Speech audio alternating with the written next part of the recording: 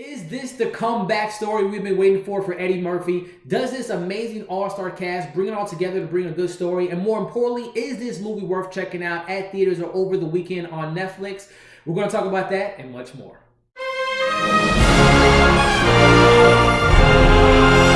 Dolomite Is His Name stars Eddie Murphy, who portrays real-life legend Rudy Ray Moore, a comedy and rap pioneer who proved naysayers wrong when his hilarious, obscene, kung fu fighting alter ego Dolomite became a 1970s Blaxploitation phenomenon. Consider subscribing to our channel if you haven't already, and definitely hit that notification to be able to stay up to date with our videos. And also comment below. Let me know what you thought of this movie. Let me know what you thought of the performances, the direction, everything about this film. Let's talk about it in the comments. So expectations going into this movie were pretty high. Number one, the cast is really well. The subject matter, the themes and everything. I was really excited to see what they do with this film and how it all plays out. But there was one person I was particularly keeping an eye out for, and that was Eddie Murphy. I'm a big fan of his, whether it be his films, his stand-up shows, everything in between. I'm a huge fan, and this is Eddie Murphy's first rated R movie in over 20 years. So very excited to say what I thought about his performance later on. But let's talk a little bit about the story. The first act did such a great job of showing this legend, Rudy Ray Moore, and his upbringing in the comedy circuit. And we see his creative process, I'll say that, how he came up with certain jokes and how he kind of put a spin on the jokes and how he kind of came in his own type of approach as far as comedy. Because comedy back then, yes, it was raunchy, but not as raunchy as what Dolomite brought to the stage at that time. So it was really interesting to see his upbringings in the comedic circle, in that circuit.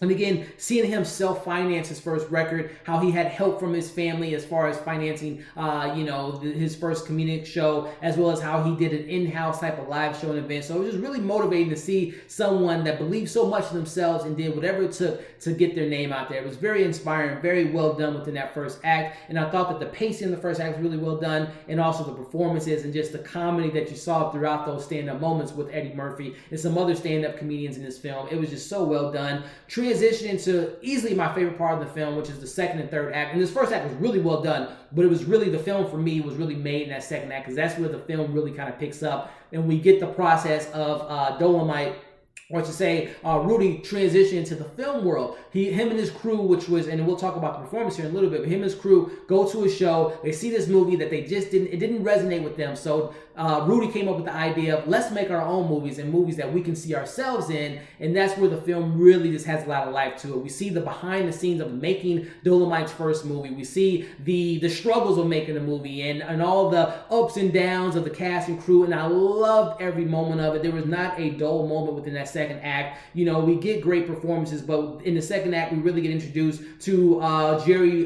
Jones, who wrote the film, played by Keegan-Michael Key, who I thought was so great. We see him in the comedic movies and TV shows as we know him for, but it was great seeing him in more of a straight character, in a kind of like a more dramatic role. I really love this performance. But Duval Martin, played by Wesley Snipes, who was the director and co-star in this movie, was so great. Not only was I looking for Eddie Murphy making a comeback, but it was so great to see Wesley Snipes, a huge fan of his work. It was so great seeing him play this role, having fun in this role, and making this movie with this awesome crew. So again, the process of the filmmaking, the passion, the commitment that Rudy had to bring this film to life, and doing whatever it took, self-financing it, having, extra help with it. It was just so fun. And there were definitely some moments within those scenes where we get Lady Reed and Rudy discussing, how important it was to be on the big stage and seeing herself on the screen, which is a conversation that a lot of us have in today's culture about being represented on the screen, whether it's your race, your gender, your sex preferences. It was a really heartfelt moment. I love that scene in the movie. And there was definitely other scenes within the making process, one involving a sex scene, which was just hilarious.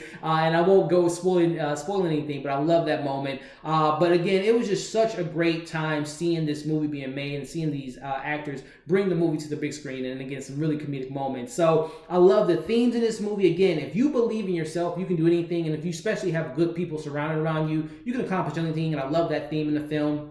I also like how the film touches on conversations we have today, which is critic versus audience, reactions to certain films, and they have a scene in the movie that I really enjoyed. And I got to touch on this cast again: Eddie Murphy, Keegan-Michael Key, Mike Epps, Craig Robinson, Titus Burgess, Divine Joy Randolph, and Wesley Snipes. This cast is so So it has so much chemistry and does such a great job, whether they're starring in the movie or co-stars or a small cameo from some of my favorite actors and comedians ever that I won't spoil here, but the performances were great. You know, again, Keegan-Michael Key did a great job as Jerry Jones, Mike Epps, Craig Robertson, and Titus Burgess and Wesley Snipes all did a great job, but my two standouts were Divine Joy Randolph as Lady Reed. She had some of the best lines, some of the funniest moments in the movie, and some heartfelt moments with her and Eddie Murphy. I loved her performance. I'm not too familiar with this actress, but I'm definitely keeping an eye out for her because she was phenomenal in this movie.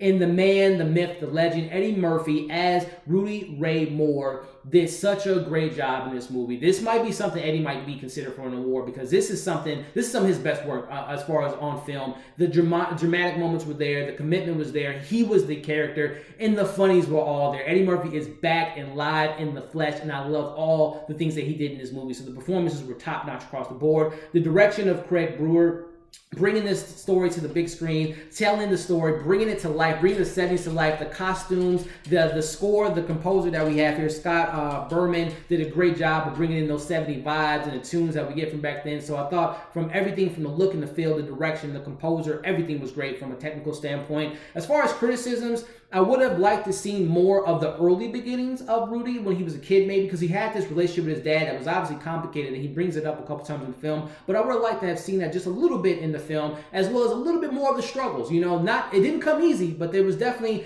from A to Z. We had some quick skim over moments that I would have liked to see a little bit more of the struggle. But again, those are just minor criticisms. And again, there are some predictable moments, but this is a true story. So what do you expect from a true story? Some predictable moments that you can obviously read and see what happens. So there's definitely tons more positives than there are negatives. I really enjoyed this film. Yes, there's some bad words and some nudity, but this is one of the best feel-good stories of the year. Again, I think this story has to touch on things about believing in yourself, having good people around you, and never giving up on yourself or your dreams. So, again, great direction, great performances, great set pieces. I really enjoyed this film, and this is something that I'm going to rewatch for sure on Netflix. There's a lot of films I enjoy on Netflix. You can see our reviews on this channel, but I don't really revisit them a lot. This is a film I will be revisiting because it is a feel-good story, but there's some funny, some out loud moments that I would really like to revisit. So I'm going to give this the 5-star treatment, give this film a 5 out of 5. Highly recommend you checking it out either at your local theater or at home on Netflix like I did today and watch it at home. So that's my thoughts of the film. 5 out of 5. Highly recommend it. Let me know what you thought of it in the comments below. Like, share, and subscribe to our channel if you haven't already. And make sure you hit